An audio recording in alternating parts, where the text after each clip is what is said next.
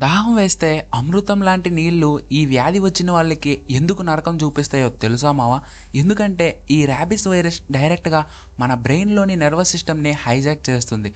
ముఖ్యంగా మనం మింగడానికి వాడే గొంతు కండరాలని ఇది కంట్రోల్ చేస్తుంది. పాపం వాళ్ళకి విపరీతమైన దాహం వేస్తుంది మావా.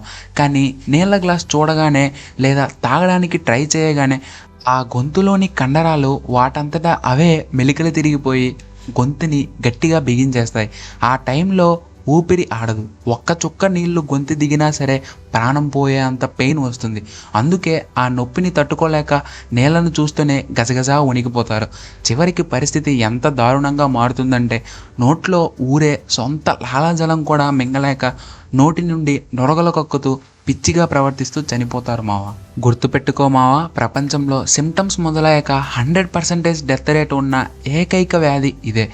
ఒక్కసారి వైరస్ బ్రెయిన్కి ఎక్కిందంటే ఇక ఆ దేవుడు కూడా నిన్ను కాపాడలేడు. సో కుక్క కరిస్తే అలా లైట్గా చేయకు మావా. వెంటనే హాస్పిటల్కి వెళ్ళి వ్యాక్సిన్ వేయించుకో. నీ ప్రాణం నీ చేతిలోనే ఉంది.